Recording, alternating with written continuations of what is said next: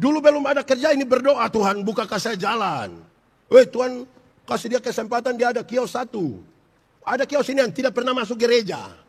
Terus pendeta bilang, Bapak, tidak gereja lagi. Tuhan suka kasih kios ini, nanti siapa jaga? Baru kasih kios saja tidak pergi gereja, itu belum kasih tambang emas. Baru kasih kios, sudah lupa Tuhan. Dulu belum jadi ASN, keliling semua gereja yang ada di Timika ini berdoa. Berdoa kalau bisa Tuhan, saya diterima. Waktu dia diterima itu, termasuk yang P3K ini, termasuk orang sudah. Ada yang P3K di sini. Tunjuk dia. Belum diterimain, dia keliling semua tempat kok berdoa. Sudah diterima, dia bikin syukuran. Gaji pertama semua untuk Tuhan. Kedua, ketiga, sampai hari ini yang sudah tidak lagi.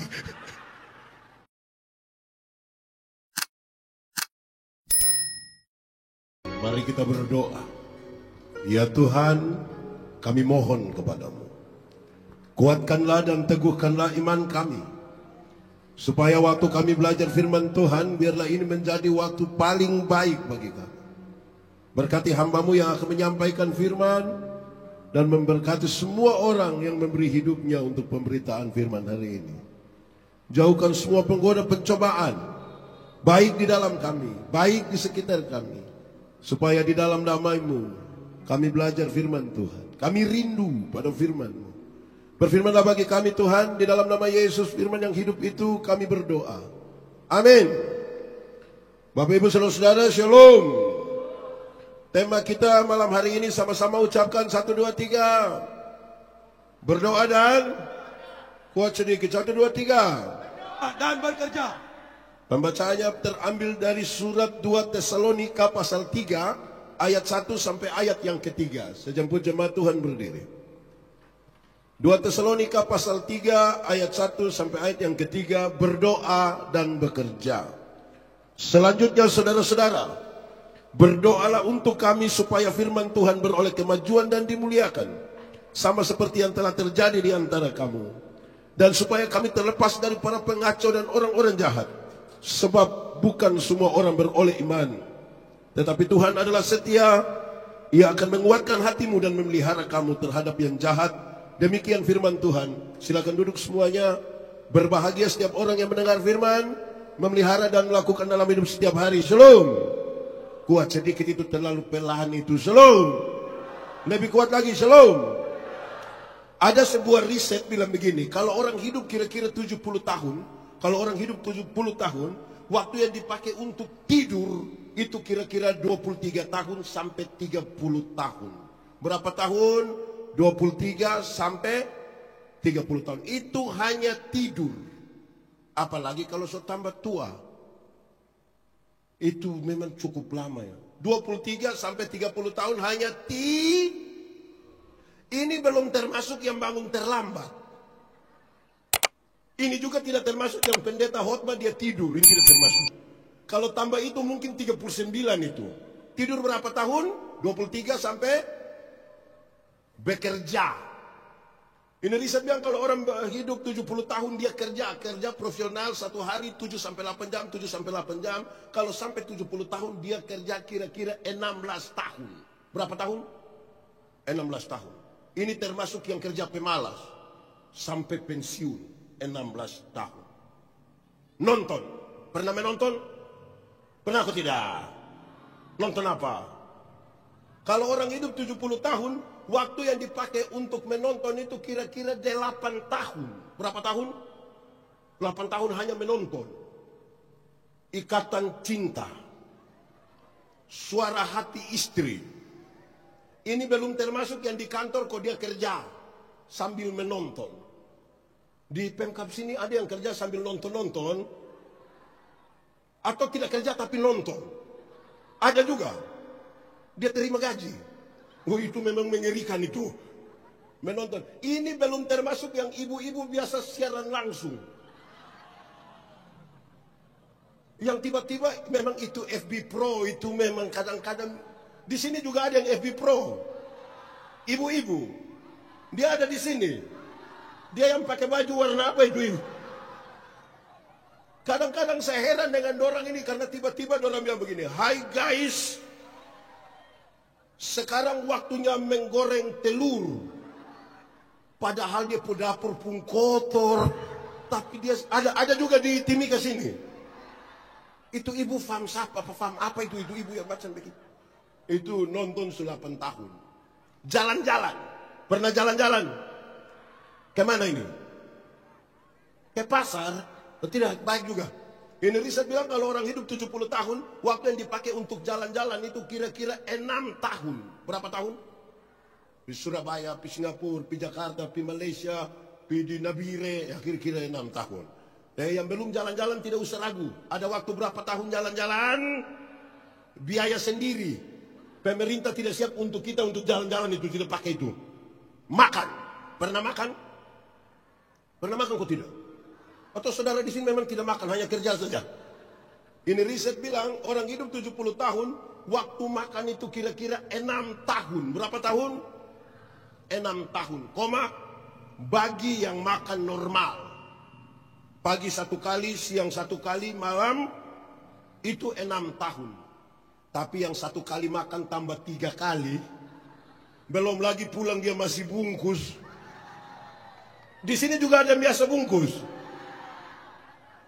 Bapak-bapak atau ibu-ibu itu? Ada di sini tuh ibu-ibu. Tunjuk itu ibu yang biasa bungkus-bungkus itu. Itu sudah 6 tahun. Santai. Pernah bersantai? Orang hidup 70 tahun waktu yang dipakai untuk bersantai-santai dan tidak mau diganggu itu kira-kira 4,5 tahun. Berapa tahun? Itu dia hanya mau santai, dia tidak mau diganggu. Dia sudah pulang kantor, biar Pak Sekda telepon sampai itu telepon meledak, dia tidak angkat. Tidak angkat-angkat. Pernah terjadi begitu? Atau kalau diangkat dia sengaja bilang, halo, sinyal kenapa halo.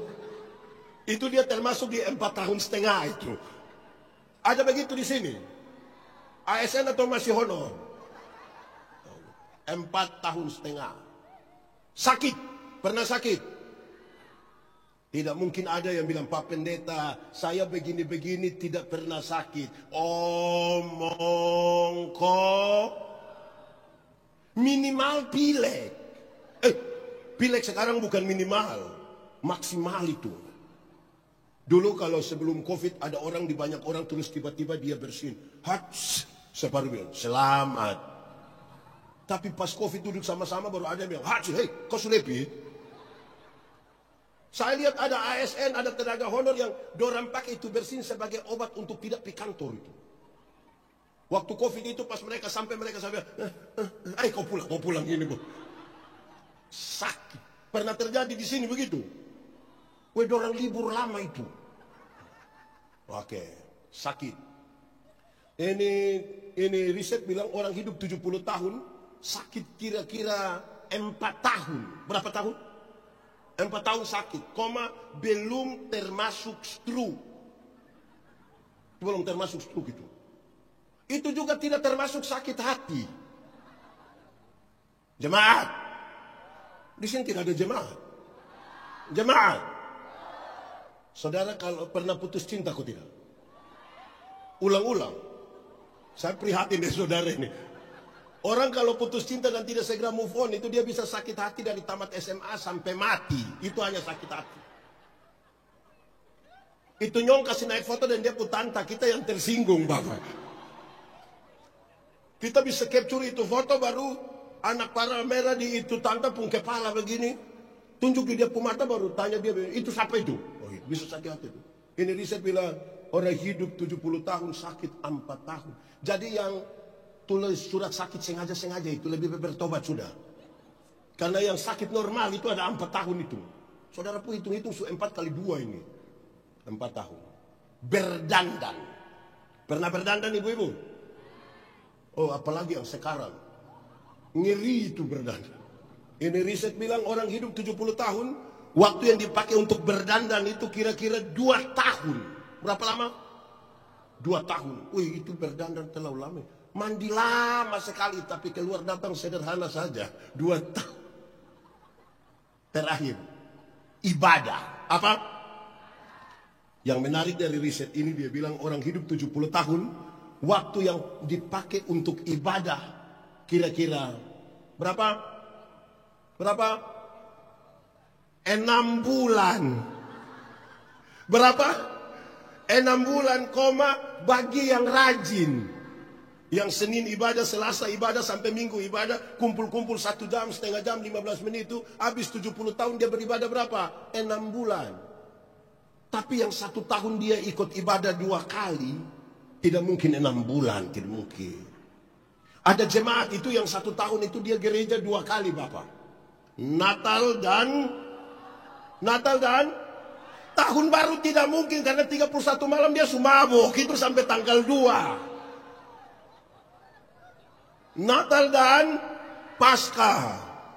Karena Natal dan Paskah jadi dia punya nama Jemaat Napas. Natal dan, karena Natal 1 kali, Paskah 1 kali, singkatan tambah panjang. Napas 1-1. Kalau mulai napas 1-1 itu tiba-tiba ingat Tuhan. Di sini juga ada. Siapa pun suami, coba angkat tangan, jujur-jujur saja.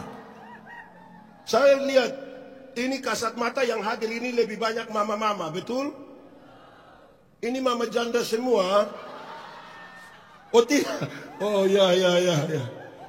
Sekarang saudara, ibadah yang hanya 6 bulan ini harus ibadah yang bagaimana? Harus ibadah yang bagaimana?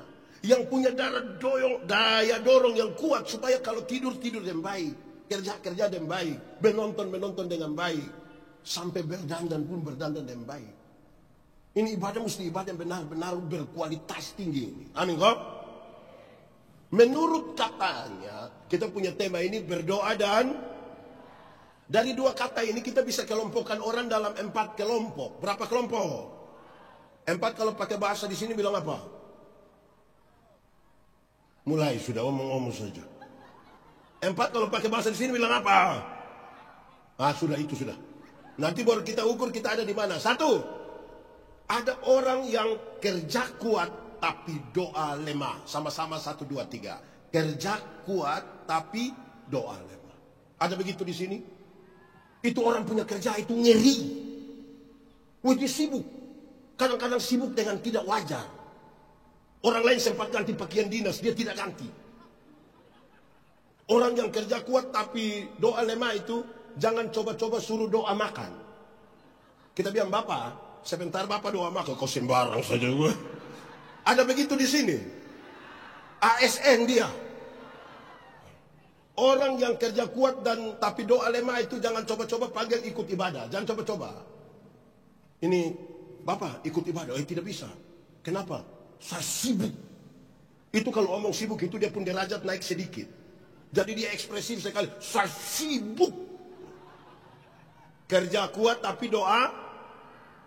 Orang yang kerja kuat tapi doa lemah, dia tahu menjadi kaya, tapi tidak tahu menjadi bahagia. Orang kerja kuat tapi doa lemah, dia tahu bagaimana dipromosikan menjadi orang hebat, tapi dia tidak tahu cara menikmati segalanya. Saya suka bilang, orang kerja kuat tapi doa lemah itu kumpul uang banyak-banyak, tapi tidak pernah jalan-jalan ke Surabaya. Nanti satu waktu di Surabaya baru dia telepon pendeta, yo, saya di Surabaya, enak kok pesir-pesir. Tidak Bapak. Terus saya di rumah sakit Dr. Sutomo Bapak.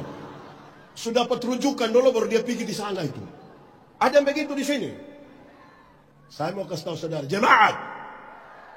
Orang doa kuat tapi kerja kuat tapi doa lemah, satu waktu dia akan menjadi budak dari pekerjaan. Dia tidak akan pernah menikmati apa-apa di sini. Itu kelompok pertama. Kerja kuat tapi doa. Kelompok kedua. Kalau pertama kerja kuat tapi doa lemah, kedua kebalikan dari itu. Doa kuat tapi kerja. Doa kuat tapi kerja. Ada begitu juga di Timika. Ini gerbang tidak jadi emas, ini gerbang seng saja nanti. Orang doa kuat tapi kerja lemah itu segala sesuatu itu hanya Orang pasang target, dia bilang tidak usah target, yang penting Orang tambang emas, dia bilang tidak usah tambang, yang penting Orang yang doa kuat kerja lemah ini, sebentar hujan besar datang, kalau dia suruh angkat bawa ini semua, yang lain lari, dia bilang mau lari untuk apa? Yang penting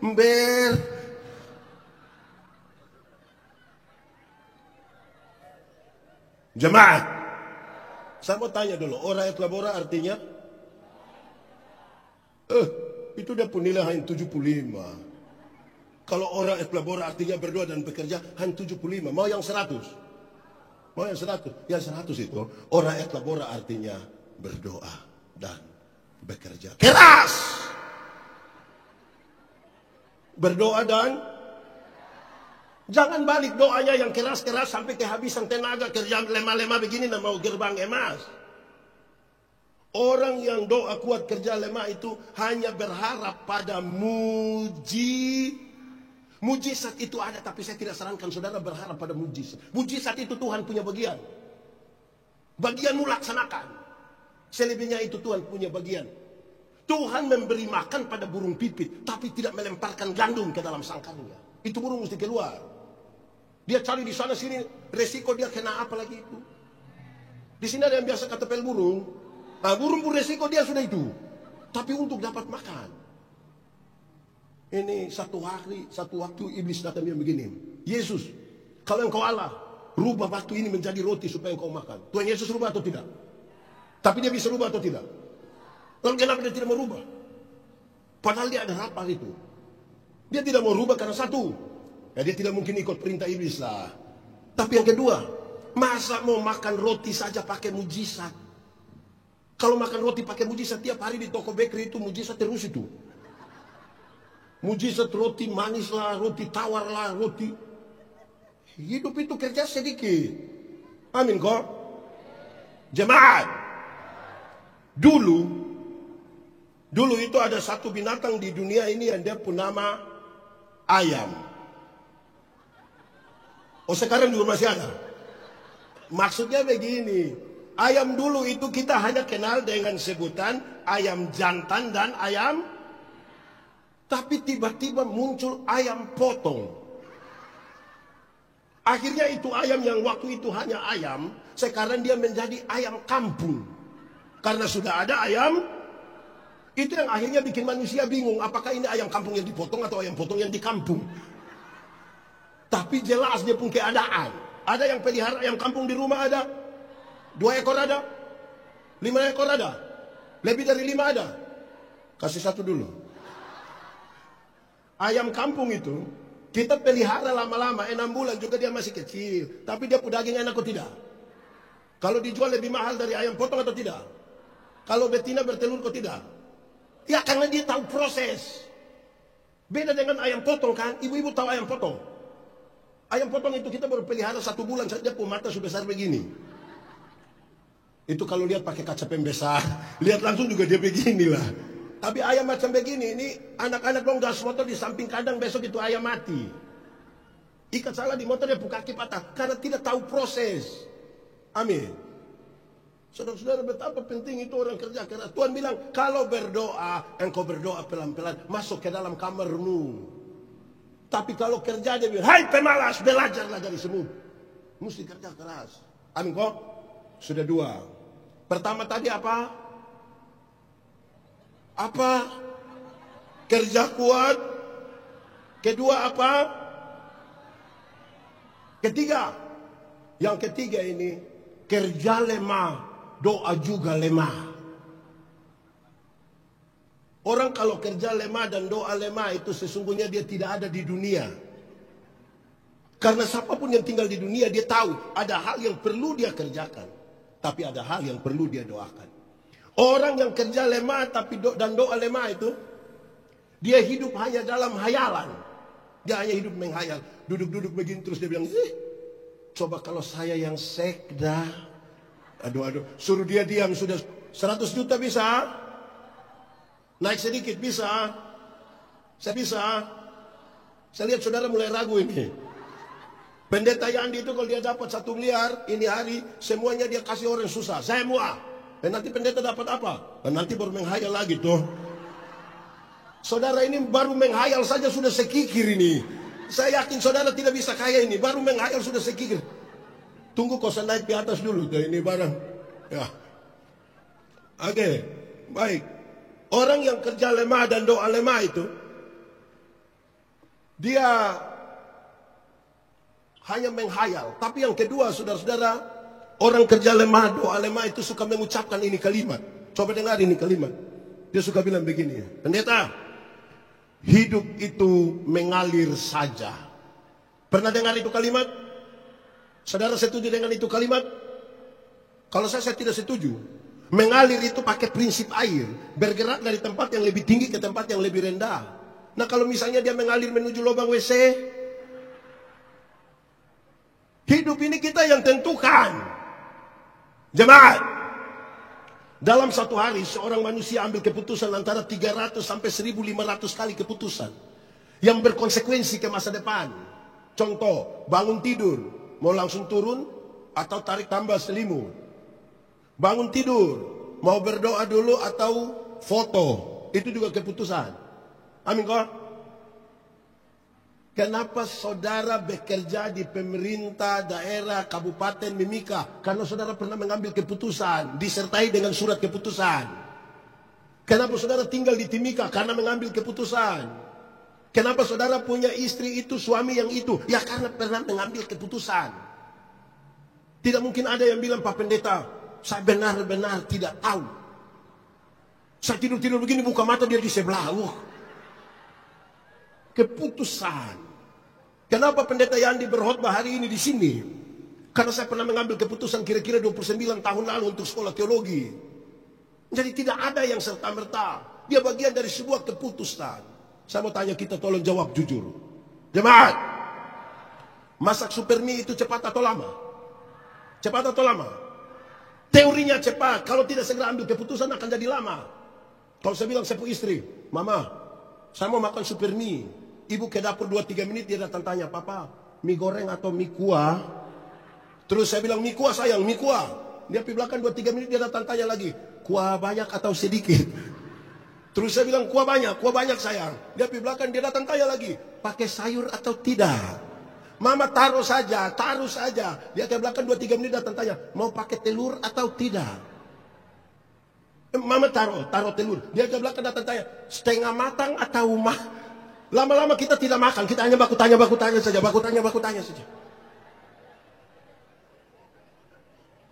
Saudara periksa, saudara punya keputusan. Jemaat. Saya ada satu orang tua umur 5, dia datang tanya saya begini, dia bilang, Bapak dong ini omong tentang bahagia, saya ini hidup susah terus ini. Saya bilang, Bapak susah bagaimana? Saya ini makan saja susah. Saya bilang, baik Bapak, saya tanya dulu, Bapak umur berapa? Saya umur 50 tahun Bapak. Oh 50 tahun, saya tanya dulu, makan itu penting kok tidak? Yang penting Bapak dengar, hidup selama 50 tahun, makan saja Bapak belum bisa, ini ada yang salah dari Bapak pun keputusan di sini, ini masalah. Kalau yang penting saja Bapak tidak bisa begini, kita jangan tanya lagi yang tidak penting, itu tidak ada. Keputusan itu menjadi penting. Perjalanan bersama Tuhan itu adalah keputusan untuk memulai. Nuh, di sini ada nama Nuh kok tidak? Tidak ada toh? Karena sudah dia juga baik. Nuh itu Tuhan bilang begini, Nuh, bikin batra. Dia tidak tanya, dia kerja saja. Padahal mestinya dia tanya, Tuhan, laut ada di mana? Dia tanya, dia kerja saja. Nuh, nanti bikin dia bertingkat-tingkat. Dia tidak tanya, dia kerja saja. Nuh, nanti bikin kamar banyak-banyak. Harusnya dia bilang, Tuhan, kami hanya 8 orang, itu pun pasangan suami istri semua. Jadi kerja saja. Nanti air bah itu datang, baru dia bilang, ternyata ini maksud Tuhan. Tuhan kasih biar mulai masuk sapi, kuda masuk, kerbau masuk, babi masuk. Baru Nuh mengerti, betul, memang harus bertingkat-tingkat. Saudara bisa bayangkan kalau dia tidak bertingkat-tingkat, di samping nupung ini kamar itu langsung kandang babi. Kan kasihan Nuh kan. Tuhan suatu. Serigala masuk, harimau masuk, burung kasuari masuk. Baru Nuh bilang, betul, memang mesti berkamar-kamar. Saudara bayangkan kalau Nuh satu kamar dengan lebah. Itu dia keluar, dia pemuka bangka-bangka semua. Akhirnya orang tuduh dia punya istri lagi. Jadi keputusan untuk memulai itu hal yang penting. Karena itu saudara-saudara, orang kalau hanya hidup menghayal lebih, dia tidak usah ada lagi. Kalau kerja lemah, doa lemah, dan tidak pernah memulai apa-apa. Saya mau tanya, di sini ada yang anak muda, nona-nona muda ada? Ada yang pacaran? Saya mau kasih tahu saudara, saya mau kasih tahu yang nona-nona muda dong. Kalau kamu punyong itu tiap hari hanya judi mabok, judi mabok, judi mabok. Baru dia bikin status bilang, semua akan indah pada waktunya. Kau putus sudah, kau putus sudah. Itu tidak akan ada gerbang emas, yang ada hanya kayu palang. Tidak kerjanya judi mabok, tapi dia bilang semua akan indah pada waktunya. Itu dia tunggu warisan. Anak yang harap warisan itu, tiap hari dia pun pertanyaan hanya satu, kapan bapak mati? Itu jadi masalah itu. Oke, sudah 3. 1 tadi apa? Kenapa tiba-tiba pendiam? 1 apa? Kerja kuat. 2. 3. Yang keempat, ini ideal ini. Yang keempat adalah kerja kuat, doa juga. Orang yang kerja kuat dan doa kuat itu ada 5 bagian. Ada berapa bagian? 1. Dia tahu kapan harus bekerja, kapan berhenti bekerja, kapan menikmati hasil pekerjaan, kapan bersama keluarga, dan kapan dia berdiam diri dan membiarkan Tuhan yang bekerja atasnya. Ulang, kapan bekerja, kapan berhenti bekerja, kapan menikmati hasil pekerjaan, kapan bersama keluarga, kapan dia mesti berdiam diri dan membiarkan Tuhan bekerja. Karena dia tidak mungkin melakukan semua. Saudara lihat sekarang, terkoneksi antara apa yang dipikirkan, apa yang diimani, apa yang diucapkan, apa yang dilakukan. Saya mau tanya kita, mati hidup itu Tuhan yang atur, amin. Itu soal iman. Yang iman itu kasih tahu otak, yuk, kau tahu kau tidak tahulah, kenapa? Hei otak, mati hidup itu Tuhan yang atur. Jadi otak kau tolong kasih tahu kau kaki. Kalau ada trek lari kencang ikut jalan situ, kaki jangan lompat ke tengah jalan. Terkoneksi. Ada masa depan di dalam nama Tuhan, amin. Tuhan menyiapkan masa depan bagi anak-anakmu, amin. Koma. Tapi yang antar itu anak di sekolah, bukan Tuhan yang antar. Siapa yang antar? Atau siapa di antara kita di Timika ini akan dia terlalu sibuk, pagi-pagi dia berdoa, Tuhan, saya sibuk Tuhan, jadi Tuhan tolong jemput anak-anak. Tuhan yang jemput, pulang kita menangis Bapak. Nanti ada kelas bunga bilang, Bupati dan Wakil Bupati Mimika mengucapkan apa? Oh, tahu juga. Ada bagian kita. Oke, baik. Jemaat, yang saya omong-omong dari tadi itu baru pengantar. Saya kan belum yang di Alkitab punya itu. Ini baru mau masuk di khotbah ini. Tadi itu pengantar. Baik. Paulus, Silwanus, dan Timotius, dorang kirim surat untuk jemaat. Jemaat, bukan dong punya surat ini. Yang ada mau kasih tahu jemaat di Timika, di Tesalonika. Terlalulah. Dorang 3, Paulus, Silwanus, dan Timotius bilang begini, jemaat, oh bukan kita. Jemaat tolong berdoa kasih kita dulu. Jemaat tahu, kalau Paulus berdoa bagi mereka gak biasa saja. Pendeta berdoa bagi jemaat biasa saja. Tapi ini permintaan sebaliknya. Jemaat tolong doakan kami. Doa supaya dapat jabatan? Tidak. Doa supaya kami 3 kaya? Tidak. Dia bilang berdoalah supaya Injil mengalami kemajuan. Dia kasih tahu bahwa ada hambatan, ada pengacau, ada orang jahat. Ini menghambat kemajuan Injil. Mari kita bahas satu-satu. Injil. Injil itu apa Pak Pendeta? Injil itu berita pembebasan. Sama-sama 1, 2, 3. Berita pembebasan. Berita pembebasan itu ingin mengatakan sesuatu yang membebaskan kita. Kalau saudara baca perjanjian lama, saudara temukan kalimat ini, celakalah, celakalah, celakalah, celakalah, celakalah. Ketika Yesus datang, berita kedatangannya, Yesus dilahirkan, Yesus melayani, dia mati, bangkit, naik ke surga, Roh Kudus dicurahkan. Kita tidak menemukan itu kata celakalah, kita temukan jangan takut, jangan takut, jangan takut, jangan takut. Injil itu membebaskan. Masih ada banyak orang suka kasih takut orang. Masih banyak gereja suka kasih takut orang. Terutama pas mau pasca itu. 2 orang putar film neraka di kampung-kampung. Orang kampung nonton habis film neraka, udah, aduh Pak, neraka, aduh. Saya tidak pusing dengan neraka. Kenapa? Karena saya masuk surga. Minimal pendeta mesti tahu. Saya tidak tahu tidak apa-apa. Kenapa? Kalau saya masuk surga bukan karena ketakutan hukuman di neraka, tapi karena Yesus itu mati bagi saya. Dan suka kasih takut orang. Yang biasa kasih takut orang itu setan. Supaya kalau ada anak muda datang bilang kepada saya, Pendeta Yandi, saya rasa saya ini manusia terlalu berdosa. Kasih tahu dia, adik, Pak Pendeta juga orang berdosa, tapi jangan takut. Karena cinta Tuhan lebih besar dari kita dua punya kesalahan. Itu Injil. Bayangkan kalau ada anak muda datang kasih tahu saya, Pak Pendeta Yandi, saya rasa saya manusia paling berdosa. Iya, saya lihat engkau punya muka ini, muka berdosa ini. Saya sudah lihat ini. Engkau ini kalau tidak bertobat, kaki tangan akan patah buang semua. Patah buang semua. Berita apa? Kasih tahu ini anak-anak yang main musik ini. Kamu ada talenta, jadi mari kok kita menyanyi sama-sama. Bapak, saya gugup lah. Saya boleh mabuk sedikit. Tidak boleh, mari kita main sama-sama di sini. Bukan datang ke saudara dia bilang, kamu tidak main, Tuhan ambil kamu pun tangan semua. Berita apa itu? Injil itu pembebasan. Ada masalah, tapi jangan takut. Amin. Jemaat, saudara punya masalah, tidak usah omong. Saya lihat ini muka masalah semua. Masalah ialah kesenjangan antara harapan dan kenyataan.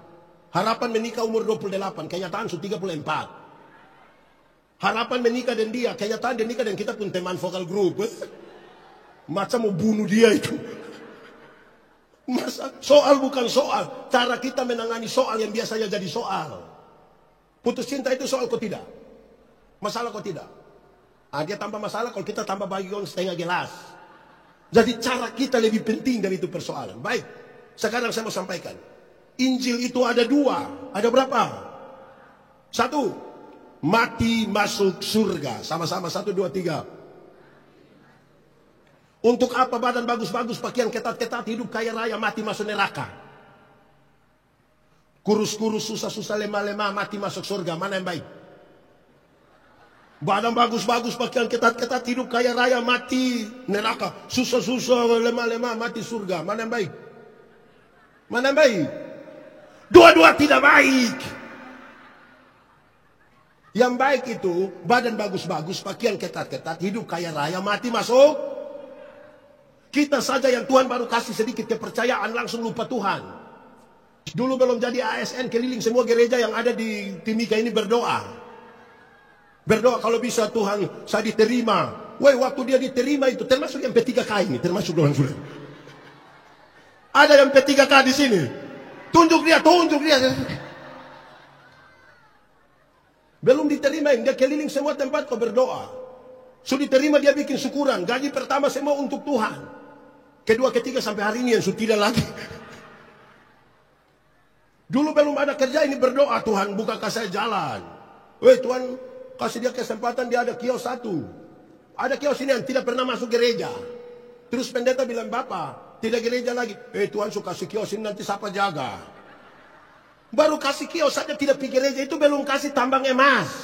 Baru kasih kios, sudah lupa Tuhan. Kita saja pun persoalan yang serius. Jadi mari supaya kasih orang. Saya mau tanya jemaat. Kalau sebentar pulang, tiap-tiap orang Pak Pendeta yang dikasih dia uang. Ini anak baik sekali lah. Saya sudah ketemu semua orang, dia paling baik sudah. Terima kasih. Sebentar semua pulang Pak Pendeta yang dikasih masing-masing orang 500.000. Senang kok tidak? Cerita orang kok tidak? Pasti saudara pun cerita itu terlalu ekspresif. Kau rugi tidak ikut ibadah. Kenapa? Itu pendeta yang kepala botak itu kasih kita uang ini. Sekarang saya mau tanya. Tuhan Yesus gantikan kita. Dia memberi sorga bagi kita. Lebih mahal dari 500.000 atau lebih murah dari 500.000? Yakin lebih mahal. Secerita orang. Dapat pulsa 20.000 saya kasih tahu seluruh dunia.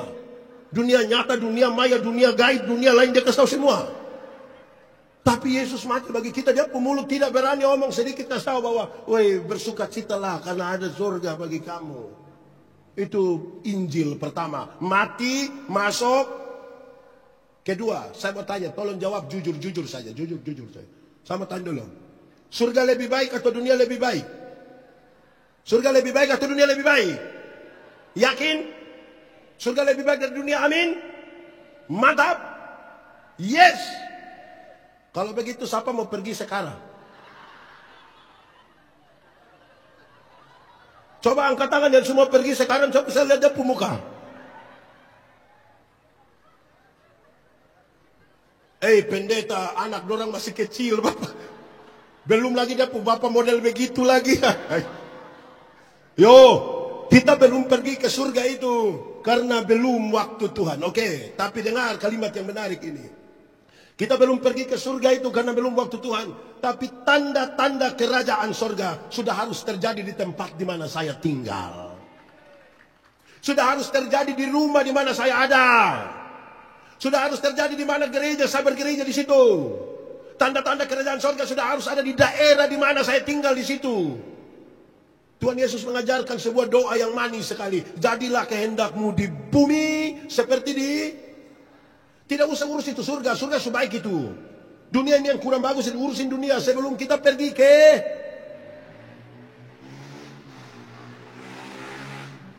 Tunggu dia lewat.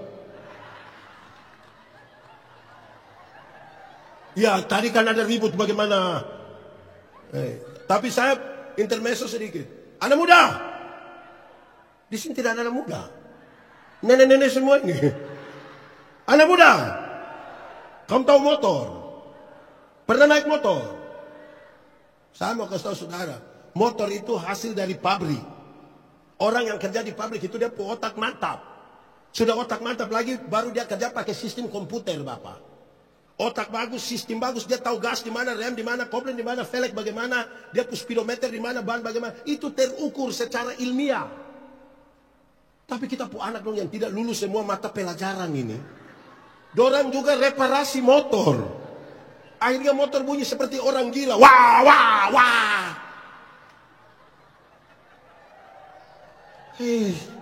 Di sini ada yang motor bunyi begitu. Jangan sampai dong yang main-main di sini. Ada orang sama-sama ada orang motor lewat. Wah, wah, itu orang berdoa hanya satu. Bilang apa? Kamu juga tahu. Oke.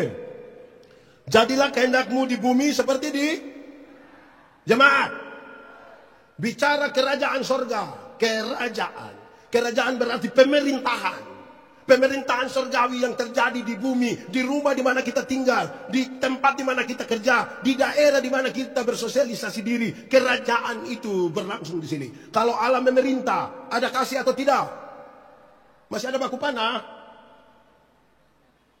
Kalau Allah memerintah, ada kedamaian atau tidak? Saya mau tanya saudara, Tuhan kita kaya atau miskin?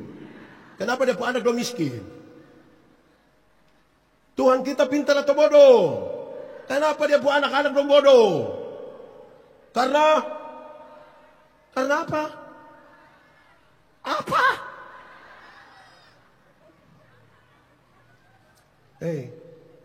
Tanda-tanda kerajaan. Pak Pendeta, tanda kerajaan itu apa? Damai sejahtera. Hafal ikut yang pendeta bilang. Damai sejahtera ialah. Tidak ada suara. Damai sejahtera ialah segala sesuatu yang mendatangkan kebaikan bagi umat manusia. Ulang, segala sesuatu yang mendatangkan kebaikan bagi umat manusia. Saya mau kasih tahu saudara, bahkan segala sesuatu yang mendatangkan kebaikan bagi umat manusia tidak semuanya manis. Saudara pernah sakit gigi? Pernah sakit gigi? Enak? Itu orang yang menyanyi bilang, lebih baik sakit gigi daripada sakit hati. Itu karena dia belum merasa. Sakit gigi itu terlalu. Woi, kita tidak bisa tidur. Kepala di atas, di bawah, kaki di atas. Putar-putar. Orang lain yang putar musik di sebelah kita yang tersinggung di sini. Siapa yang sakit gigi, dia ambil air, dia taruh gula, manis tinggi, baru dia kumur-kumur. Kumur-kumur terus ini. Kita tanya Bapak, kenapa sakit gigi kok kumur manis? Dia bilang, pendeta biar kok ini ulat-ulat ini diambil yang manis-manis, kok dia jangan ganggu kita pun. Untuk penyembuhan, kadang-kadang dia punya obat harus pahit. Untuk apa? Untuk mendatangkan kebaikan. Kadang-kadang untuk mendatangkan kebaikan, guru mesti tampeleng itu anak. Untuk apa? Untuk mendatangkan. Kadang-kadang ini masyarakat jemaat punya mau itu pendeta yang baik, pemerintah yang baik itu tidak boleh marah. Padahal marah itu supaya untuk mendatangkan. Saudara yang COVID baru-baru itu saudara ada vaksin. Enak itu vaksin. Untuk apa? Untuk mendatangkan. Ada yang badan besar Bapak, tato, tetap, dapat lihat itu suntik ada. Badan besar tapi dia takut. Dia tato naga. Itu suntik datang, itu naga berubah jadi ulat bulu. Tato mawar Bapak. Pas mau suntik mawar berubah jadi bunga pepaya. Tapi untuk apa? Untuk mendatangkan. Kadang-kadang untuk mendatangkan kebaikan bagi anak-anak, orang tua mesti marah anak. Anak yang pemalas itu marah dia. Amin kok. Sama tanya anak-anak loh. Anak-anak. Anak-anak. Pernah kok tidak kita salah pendapat dari orang tua ngomong, kita marah kok banting pintu. Ada. Kamu banting pintu itu kan kamu belum tahu dia harga pintu berapa. Untuk mendatangkan kebaikan itu ada banyak hal. Dan saudara tahu, untuk keselamatan kita, Yesus rela memberi hidupnya. Disalibkan. Itu enak kan? Untuk apa? Untuk mendatangkan kebaikan. Amin. Mari kita lihat. Injil ini, berita pembebasan ini, terhalang oleh pengacau, oleh orang jahat. Dia bilang begitu, karena tidak semua orang beroleh iman. Kalau pengacau dan orang jahat itu di luar kita, aman. Dia punya soal kalau pengacau dan orang jahat itu ada di dalam kita. Memprovokasi yang ada di sekitar kita, yang bekerja bersama-sama dengan kita. Bagaimana ini Injil mengalami berita pembebasan ini mengalami kemajuan. Karena itu saya ingin mengatakan, jalan keluarnya hanya satu, yaitu melakukan apa yang benar. Kebenaran. Sama-sama 1, 2, 3. Apa 1, 2, 3? Saya mau tanya dulu. Ada dua kata dalam bahasa Indonesia, benar dan betul. Benar dan betul sama atau tidak? Sama atau tidak? Sama atau tidak? Beda kok sama? Sama kok beda? Beda kok sama? Sama! Benar bisa berarti betul, betul bisa berarti benar. Dua kata yang sama ini. Kalau sama-sama diberi awalan ke dan akhiran an, benar akan jadi? Betul akan jadi? Masih sama artinya? Beda. Kebenaran arti lain, kebetulan arti lain. Sekarang saya mau tanya. Kalau kita masih hidup hingga hari ini, kebenaran atau kebetulan? Kalau hari ini kita ikut KKR di sini, kebenaran atau kebetulan? Oh, ini bagus. Kalau Tuhan mengasihi kita, kebenaran atau kebetulan? Oke, yang Tuhan kebenaran semua. Saya ganti sedikit. Kalau kita kulit hitam, kebenaran atau kebetulan? Kenapa mulai pecah kongsi ini? Saya itu paling jengkel orang yang ketemu saya dong langsung bilang, Pak Pendeta ini ternyata di video hitam tapi lihat asli putih. Kalau putih lebih baik dari hitam. Terlalulah.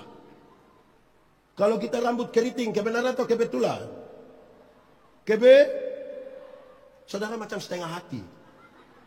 Saya berkhotbah dalam banyak acara mendorong budaya positif Valentine. Saya bilang begini, di hari kasih sayang, Yang paling akan menikmati belayan seorang suami adalah mereka yang rambut keriting, bukan yang rambut lurus. Yang rambut lurus itu dibelai tidak terlalu indah lah, tidak terlalu enak lah. Mungkin karena lurus jadi licin. Kita pegang di kepala baru kita bilang, sayang, tidak pas itu. Sayang, tidak dapat. Tidak pas. Yang keriting itu dibelai menarik. Sayang, lebih dapat. Jemaat, terima dulu kita pun diri. Baru kita bisa mengeksplor apa yang Tuhan kasih di kita ini. Untuk kepentingan mendatangkan tanda-tanda kerajaan sorga di sini. Amin. Terima dulu kita pun diri. Orang yang tidak mampu menerima dirinya tidak bisa. Orang yang tidak mampu menerima perbedaan tidak pantas hidup di dunia. Tidak pantas. Kenapa? Fakta kosmis menunjukkan bahwa segala sesuatu di dunia itu berbeda-beda. Ada atas ada. Ada panas ada. Ada hitam ada. Ada kanan ada. Ada laki-laki ada. Itu beda-beda kok tidak? Beda. Pendeta Yandi pernah kasih nikah satu pasang nikah. Yang laki-laki umur 64 tahun. Yang perempuan umur 20 tahun. Ngeri itu. Saya lihat ini jemaat yang hadir ini. Belum bicara tentang beda usia yang signifikan itu. Bedanya 44 tahun. Waktu khotbah saya bilang begini. Dalam sebuah pernikahan. Beda usia tidak penting. Tidak penting. Yang lebih penting adalah mereka harus beda jenis kelamin. Itu lebih penting. Untuk apa sama-sama umur 30 tahun tapi laki-laki semua? Itu pakai bahasa Kuba bilang domba korek-korek. Tidak bisa. Ini kabupaten di sini, Kabupaten Mimika ini. Ini satu Indonesia kecil ada di sini. Berupa-rupa manusia, berupa-rupa karakter, berupa-rupa dia punya kepercayaan. Siapa tidak mencintai ini tidak bisa. Orang tua dulu di kampung ajar kita bilang begini. Orang tua di kampung ajar kita. Untuk apa tidur satu tempat tidur yang sama tapi dengan mimpi-mimpi yang berbeda? Lebih baik kita tidur di tempat tidur yang berbeda tapi dengan mimpi-mimpi yang sama.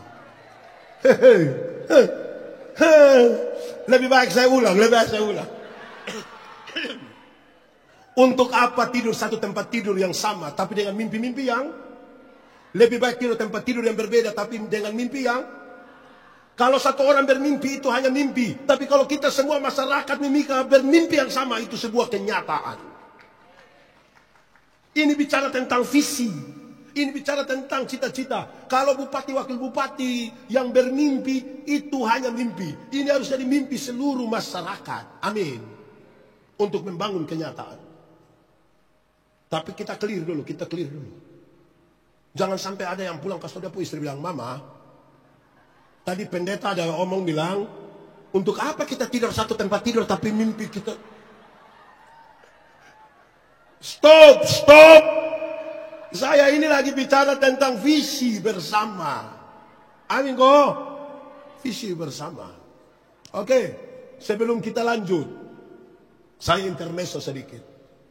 Oh itu ada. Yang di luar dekat hotel di jalan sana slow. Kamu aman di sana kok? Mantap. Sudah kamu tenang-tenang di situ. Ini sementara hujan, betul? Hujan mengajarkan kepada kita 3 hal. Berapa hal? 1. Hujan mengajarkan kepada kita supaya duduk semakin rapat. Amin kok? Rapatkan barisan untuk gerbang emas di Mimika. Mari rapatkan barisan. Saudara bayangkan kalau tadi tidak hujan, anak masing-masing akan duduk di sudutnya. Untung ada hujan, semua lihat itu orang di dekat otosan. Itu ada rapatkan barisan. Kedua, bukan dalam di situ saja, di situ juga itu ada penuh itu di. Kedua, hujan mengajarkan kepada kita supaya berteriak semakin kuat. Sama-sama 1, 2, 3. Perubahan zaman ini terlalu cepat. Kita belum siap untuk perubahan yang ini. Perubahan berikutnya sudah datang. Kalau suara kebenaran, suara kenabian dari gereja tidak diperdengarkan dengan kuat, kita kalah terhadap perubahan zaman ini. Kita kalah. Ketiga, ada teka-teki. Ada apa? TK? TK? Habis TK? Lihat ini. Kita mau bangun visi bagaimana ini? TK? TK? Habis TK? Sudah saya ikut Bapak doang saja. Ada TK-TK bilang begini, jatuh di bawah, cari di atas. Apakah itu? Jatuh di bawah, cari di atas. Apakah itu? Hujan ke atap bocor kan? Pasti dia menetes di sini, kita cari, tidak tahu bocor di mana. Kan begitu. Tidak mungkin dia menetes di sini, kita cari, tidak tahu ada bocor di mana di bawah. Itu dia pun nama jatuh di bawah, cari di. Yang ingin saya sampaikan adalah semua peristiwa yang terjadi di kolong langit ini tidak bisa kita lepaskan dengan sesuatu yang dari atas. Tidak ada kebetulan di dalam nama Tuhan. Amin kok? Amin. Kan itu, kebenaran itu seperti apa Pak Pendeta supaya betul-betul kemudian Injil kita kasih maju. Banyak orang merasa dia tinggal dalam kebenaran, termasuk banyak orang Kristen, termasuk saya Pendeta merasa tinggal dalam kebenaran, padahal belum tentu. Kenapa? Kebenaran dalam Alkitab itu punya 3 dimensi. Tiga dimensi. Berapa dimensi? 1. Kebenaran dalam Alkitab itu punya dimensi legal. Sama-sama 1, 2, 3. Legalitas, ikut aturan. Semua bentuk pelanggaran terhadap aturan Tuhan tidak suka. Tuhan tidak setuju. Ini seperti kita naik motor. Tahu motor? Pernah naik motor? Siapa punya motor? Sendiri punya? Sudah lunas? Jemaah. Kita naik motor itu kalau SIM ada, STNK ada, lampu-lampu ada, kaca spion ada, kita pakai helm. Operasi lalu lintas di situ berani pergi kok tidak? Ya karena kita ikut aturan. Tapi coba SIM tidak ada, lampu-lampu tidak ada, kaca spion tidak ada, SIM STNK tidak ada, tidak pakai helm, operasi situ berani pergi? Kenapa tidak berani? Tapi ibu pohon polisi toh. Kalau kita SIM ada, STNK ada, lampu-lampu ada, kaca spion ada, pakai helm, operasi lalu lintas itu, kita pergi. Sampai di situ polisi tidak tahan, kita putar kembali. Polisi bilang, hei, kenapa kau putar? Bapak tolong periksa saya dulu. Kita mau maju bagaimana kalau tiap hari hanya langgar aturan? Ini kantor di Timika ini masuk kantor jam berapa? Jam 6. Jam berapa? 8. Kalau masuk kantor jam 8, kita pergi setengah 8. Saudara lihat dia pun cara jalan. Salam semua, selamat pagi, apa kabar? Mantap, cantik, ganteng. Setengah 8. Tapi coba orang masuk kantor jam 8, kita pergi setengah 12. Bisa pergi dengan shalom? Tidak bisa. Dia pun cara jalan saja jelas.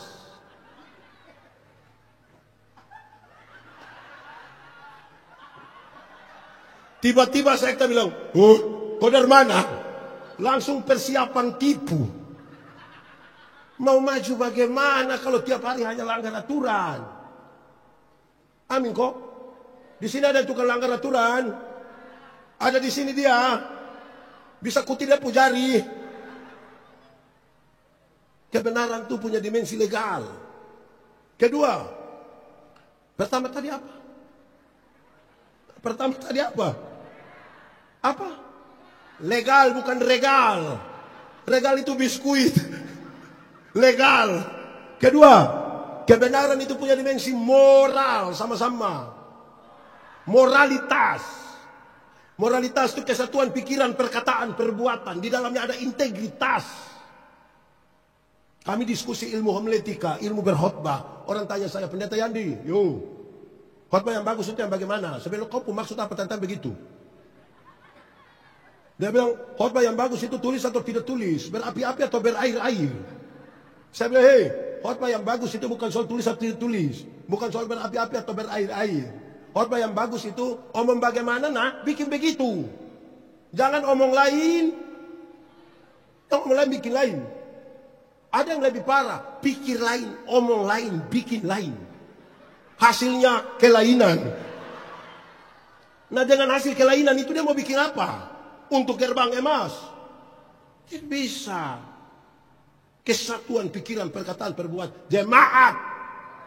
Kebenaran itu punya moral. Dan karena itu Paulus nasihat, apapun juga yang kamu perbuat, mesti perbuat dengan segenap hatimu, seperti untuk dan bukan untuk. Ingat, tidak semua senyum tulus. Saya datang, saya bisa bilang, "Shalom." Dia bilang, "Shalom." Saya sudah lewat berseparuh. Bayangkan kalau orang begitu kerja satu ruangan di kantor sama-sama dengan kita. Mau bangun mimpi yang bagaimana? Pendeta Yandi khotbah di banyak bank di Indonesia. Saya bilang begini, ini ibu-ibu yang kerja di bank dong, ini cantik-cantik semua. Mau lihat jauh, lihat dekat, tetap cantik. Dorang pakai pakaian bagus-bagus semua. Kerja di ruangan tertata rapi lagi, ber-AC lagi. Kita pergi di bank ini macam tidak mau pulang. Macam mau lihat-lihat terus muka begini. Kita baru naik tangga terakhir ini dengan santun sekali dorang begini. "Selamat siang, ada yang bisa kami bantu?" Terus saya tanya dorang, "Ibu-ibu, siapa di antara ibu-ibu yang bangun pagi lihat suami pas bangun terus dia bilang, 'Selamat pagi, ada yang bisa kami bantu?'" Aduh. Jadi saudara-saudara, ingat tidak semua yang kelihatan baik itu dibangun di atas motivasi. Ada yang sepi pas jam 8 Pak Bupati. Tapi bukan karena dia pu hati pu mau. Dia pikir mau itu yang absen itu Bapak yang ngikut. Dia pikir untuk itu. Ini mau gerbang emas apa? Terus dia hilang 4 jam baru dia kembali. Seolah-olah dia capek. Dia aduh ini. Tidak bisa. Ketiga. Pertama tadi apa? Kedua. Ketiga. Ya saya belum ngomong. Ketiga. Kebenaran dalam Alkitab punya dimensi sosial sama-sama. Sosialitas, kepekaan untuk turut mengambil bagian dalam penderitaan orang lain. Solidaritas. Solidaritas. Kenapa Yesus mau berkorban bagi kita? Kan dia solider dengan kita. Saudara mesti tidak boleh merasa aman. Kalau di samping rumah saudara yang mewah itu masih ada orang kekurangan gizi di sebelah saudara, harus terganggu. Kita harus terganggu. Kalau di tengah-tengah gereja dengan kolekte yang berjuta-juta, ratusan juta, tapi masih ada orang miskin di dalam gereja. Sosialitas kita bermasalah. Ini pernah ke swalayan, Pernah tawar di swalayan? Ada yang berani tawar di swalayan? Kenapa tidak berani? Pemilik swalayan itu orang kaya atau orang miskin? Lihat, beli di orang kaya dia tidak tawar. 99.900 nih, dia ambil 100.000 kok dia kasih. Orang kasih kembali permen 1.000. Kau dapat saja, jangan ukur saya kau dapat. Tapi pagi-pagi ada nenek-nenek jual sayur. Ini orang yang mungkin susah sekali. Mungkin pulang jual sayur dia sudah mati. Tawar kok tidak? Oh ibu-ibu tahu juga. Dia pun tawar itu mengerikan. Nenek, yo, sayur berapa? Ini nenek susah senang ini. Ibu pakai baju keki dulu baru ada tanya ini. Berapa? 3.000. Dia sengaja kaget. 3.000? Bisa 9.000? Kadang-kadang dia tambah satu kalimat. Bisa 9.000 kak? Nenek orang tanam sendiri juga. Itu kalau saya jual, saya bilang, ibu bawa gratis saja, bawa gratis saja. Tawar sayur 3.000 jadi 9.000 padahal turun dari mobil Avanza. Innova. Di tangan kanan ada iPhone terbaru. Di tangan kiri ada Samsung terbaru. Masih ada Nokia lagi dalam tas. Rantai salib berat mungkin 2 kilogram. Tawar sayur 3.000 dan 9.000 itu kita puhati sumati itu. Jemaat, mulai besok tawar sayur itu terbalik dari itu. Tanya itu nenek, jual sayur berapa? 3.000. Maaf nenek, bisa 3.000? Kalau sampai ada yang tawar sayur 3.000 jadi 3.000 hanya 3 kemungkinan. Kemungkinan pertama itu orang punya solidaritas sosial yang kuat. Pantas dipuji, pantas ditiru. Tapi yang kedua itu mungkin makan puji itu. Atau mungkin yang ketiga gila dia mungkin itu. Jadi kita menentukan kita ada di bagian mana. Periksa kita punya solidaritas. Saudara mesti terganggu kalau ada persoalan kemanusiaan di sekitar saudara. Hidup jangan untuk diri sendiri. Amin. Sejak awal Tuhan sudah atur, kita ini makhluk sosial. Saya mau tanya, semua punya nama. Kita pun nama ini sebenarnya untuk siapa? Untuk kita dan orang lain. Karena tidak ada orang memanggil namanya sendiri. Siapa yang pas makan dia bilang, Jandi, makan. Kan tidak ada.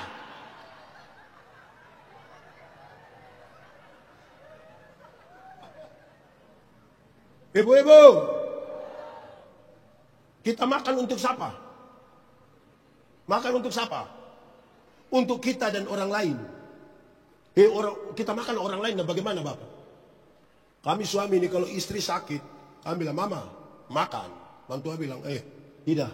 Mama makan. Dia bilang, mulut pahit. Mama makan. Kalau kami omong-omong, kalau tidak bisa kami bilang, Mama makan karena anak-anak orang masih kecil. Itu dia langsung tambah. Dia juga tidak mau, dia itu anak dong ada mama baru kan. Makan saja orang lain. Amin toh. Ini semua pakai pakaian kok tidak? Kita pakai pakaian ini sebenarnya untuk siapa? Coba kasih tahu saya. Kita pakai pakaian ini untuk siapa? Untuk kita dan orang lain.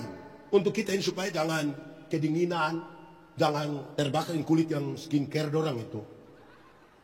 Untuk kita. Untuk orang lain itu maksudnya begini. Kalau kita sendiri kan kita tidak pakai juga tidak apa-apa kan? Kita bisa jalan. Tapi karena ada orang lain itulah kita pakai pakaian. Supaya orang ketemu kita dia ini pegawai-pegawai dong ini juga tolong pakai pakaian bagus-bagus sedikit lah. Pakai pakaian macam apa kok? Satu video saya khotbah saya tanya ibu-ibu. Pakai pakaian mini-mini datang di gereja itu baik kok tidak? Dia bilang baik. Boleh, dong bilang. Kenapa boleh? Karena Tuhan melihat hati, bukan melihat pakaian. Saya betul. Tuhan lihat hati, bukan lihat pakaian. Tapi saya yang pendeta ini. Saudara ketawa apa ini?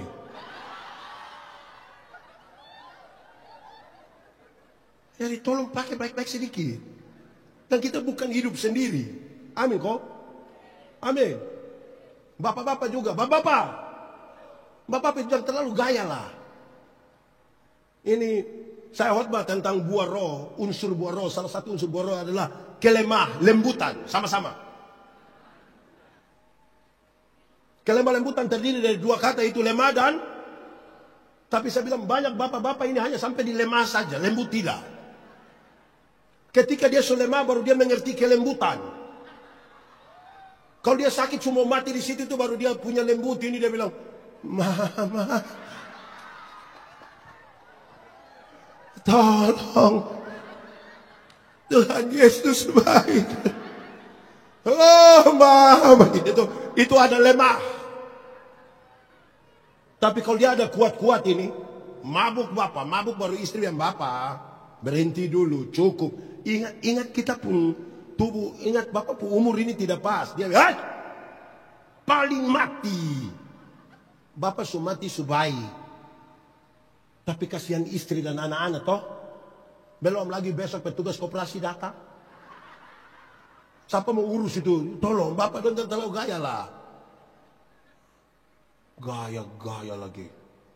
Ini orang tanya saya begini. Pendeta Yandi, yo.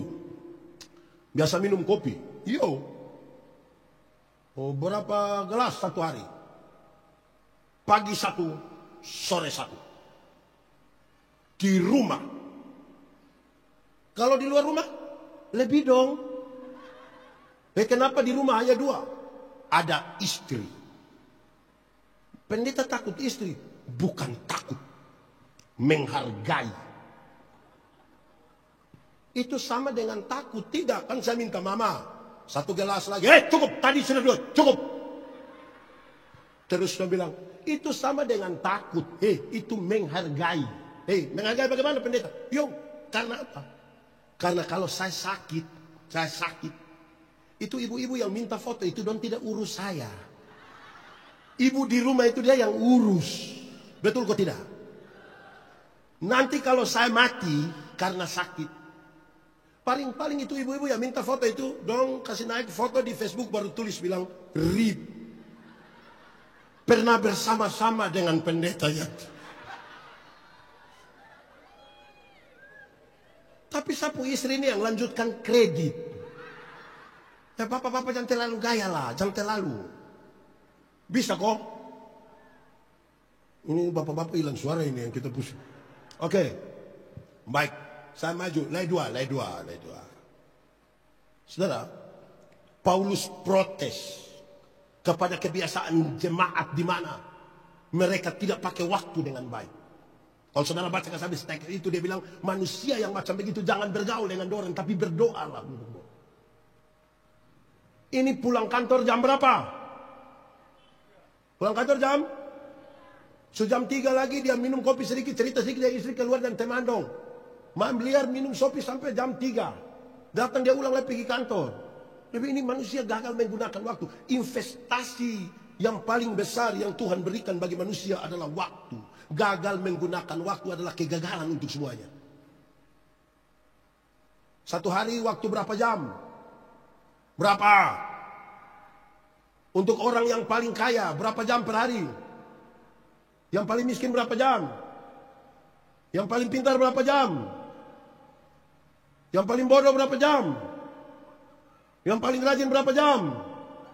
Yang paling pemalas berapa jam? Bagi semua orang Tuhan berikan waktu yang sama. Kegagalan menggunakan waktu itulah yang membuat kita sulit membangun kehidupan dalam kesuksesan.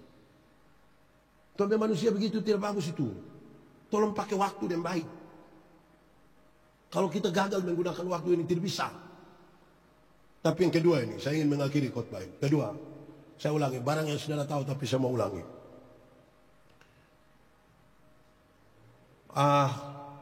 Siapa ini guru spiritual?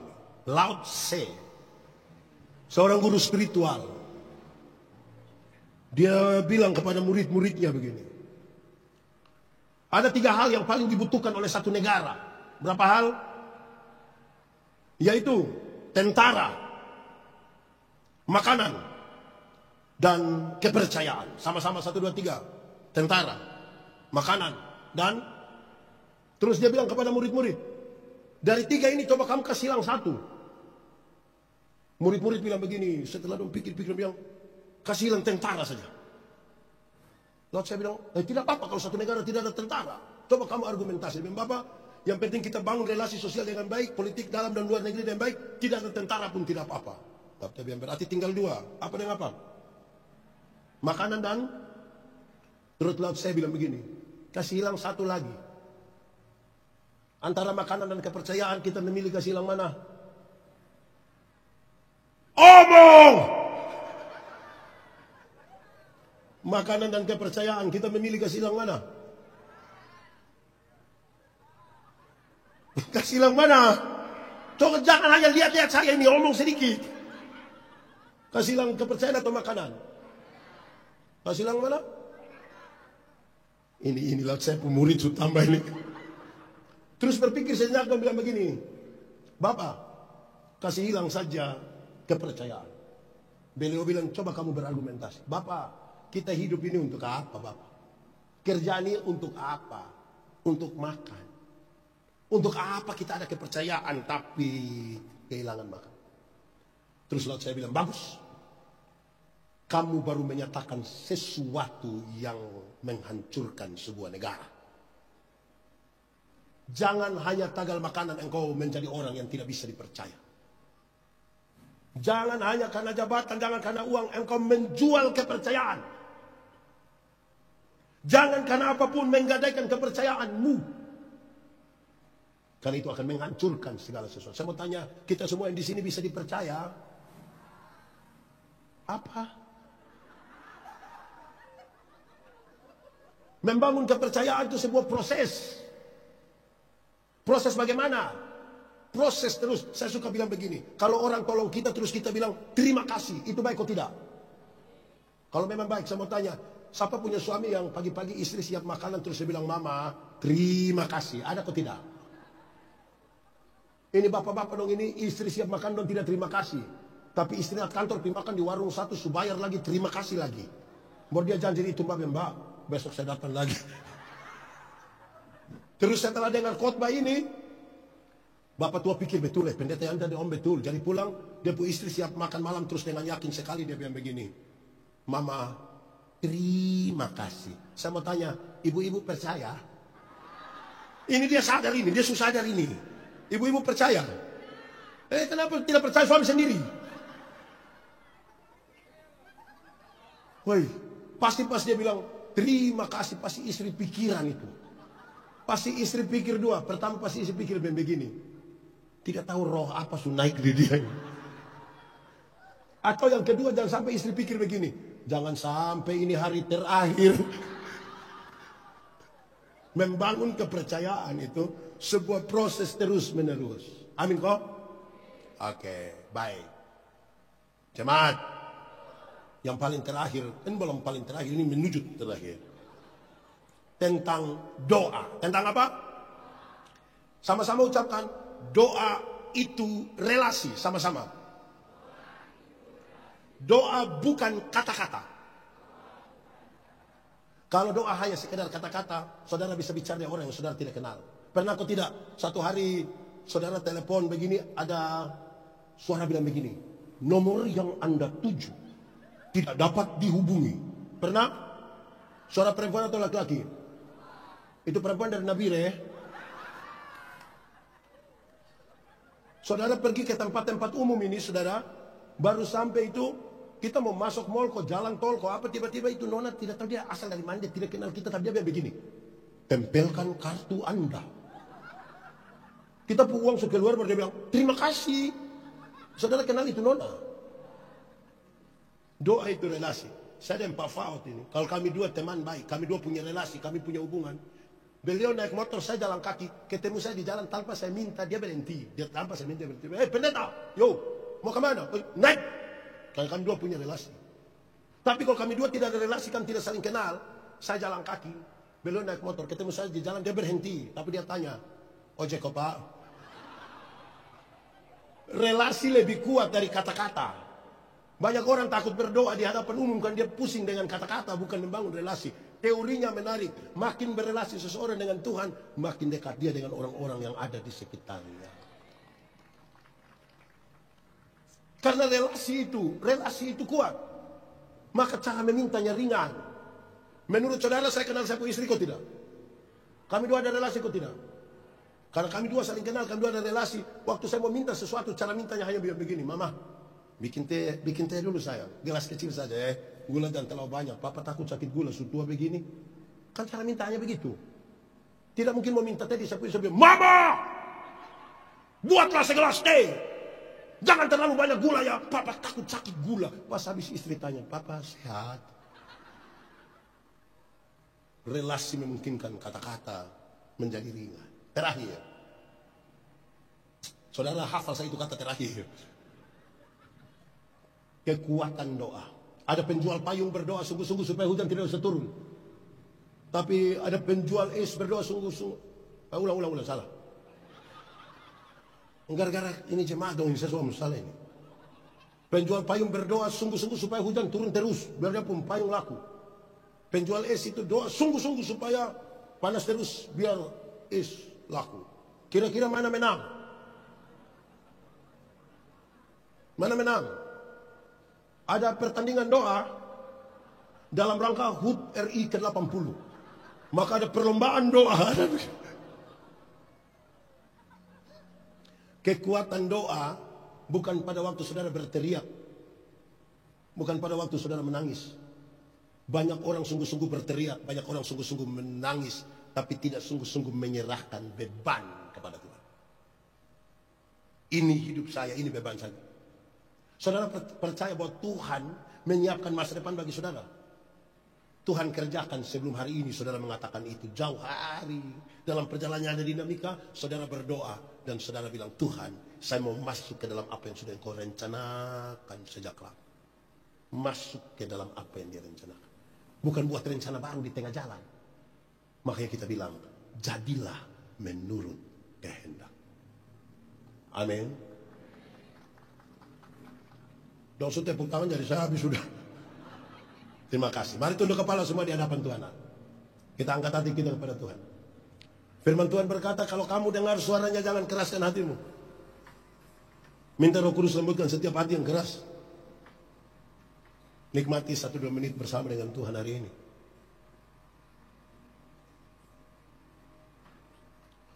Nikmati saja. Katakan sesuatu yang jujur kepada Tuhan. Jujur. Ingat, manusia kita tipu, tapi Tuhan tidak bisa kita tipu. Dia lihat sampai ke kedalaman jiwa kita, dan dia sungguh tahu, dia sungguh mengerti siapa kita. Kekuatan kita, kelemahan kita, semuanya Tuhan tahu. Ambil waktu sedikit. Nikmati saja 1-2 menit ini. Mungkin ada hal yang saudara tidak pernah katakan jauh di dalam hati. Tapi sekarang kita mau bilang, dan Tuhan mau mendengar.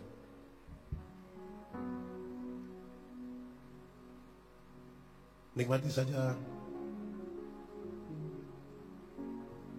Selidiki aku, lihat hatiku setia.